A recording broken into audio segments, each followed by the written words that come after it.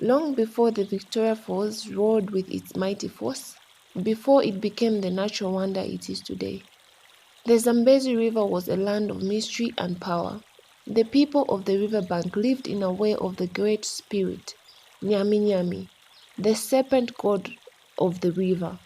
Nyami Nyami was not just a god. They believed he controlled the flow of the river and everything that happened around it. He had the head of a fish and the body of a giant serpent, and his eyes glowed like mountain fire. Some even believed that the falls themselves were the gateway to his world, a world deep under the river's waters. For generations, the people had lived in harmony with the river, offering small tributes of fish, fruit, and crops to appease Nyami Nyami, knowing that to anger the river god would bring forth disastrous floods, storms, or even death. But the people did not fully understand the depths of his power until one day a daring and proud chief named Chitundu decided to test Nyami Nyami's will. Chitundu, eager to ensure his tribe's dominance, began to grow impatient with the traditional offerings. He felt the simple offerings no longer enough to satisfy the mighty god. His ambitions grew, and he devised a plan to offer a grander tribute, one that would prove his tribe's strength and supremacy over the river god. The chief declared that a human sacrifice would be the only way to gain Nyami Nyami's favor, believing that nothing less than a life would truly honor the spirit. In the dead of night, a young woman named Zenda was chosen to be the sacrifice. Her family was devastated, but they believed it was for the good of the entire tribe. The people gathered at the base of the falls, trembling in fear and uncertainty. They placed Zenda in a small boat, dressed in white, and set her adrift down the Zambezi toward the rolling falls where Nyami Nyami was believed to reside, and her fate was sealed. As the boat neared the edge of the falls, a strange silence fell over the land.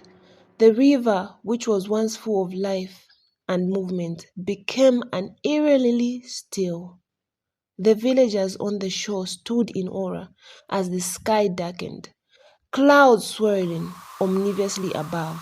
The atmosphere seemed charged with unnatural energy. The boat carrying Zenda reached the falls, and for a moment it appeared as though the time had stopped. Then a deep rumbling sound rumbled from the depths of the water. Nyami Nyami, the serpent god, had awoken. Suddenly the waters arose Zenda and began to churn and forth.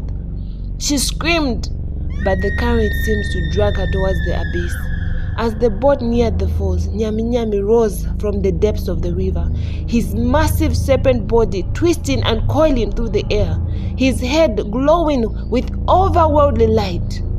He rose high above the river, his eyes blazing like fire.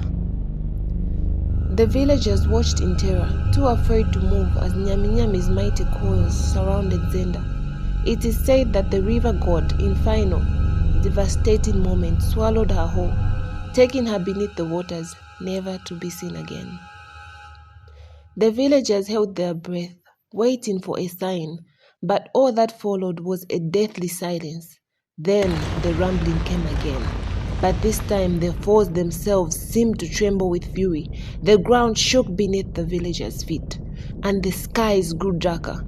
A massive whirlpool formed in the middle of the river, its swirled vortex pulling everything in its path into the depths of the Zambezi. And then it happened, the fall. As in retaliation of the blood sacrifice, the mighty Victoria Falls erupted with an even greater fury than before. Water surged and cascaded over the cliffs, rolling like a beast, carrying in an endless storm of mist. It is said that Nyami Nyami was enraged by the offering, for his true nature was not one that could be appeased by bloodshed. The river god did not want sacrifice. He wanted respect, harmony with the people. The tribe that had once lived peacefully by the river was disseminated by the wrath of Nyami Nyami. Many of the villagers perished in the ensuing flood, their homes swallowed by the river, their lives claimed by the furious falls. after the destruction of the river god retreated, vanishing beneath the waters, leaving only echoes of his wrath. From that day on, the people understood the power of Nyami Nyami. They resumed the humble offerings to the god of the river, but now with a new respect. They knew that no mortal could ever control the power of the river. No sacrifice, no matter how grand, could tame Nyami Nyami's wrath.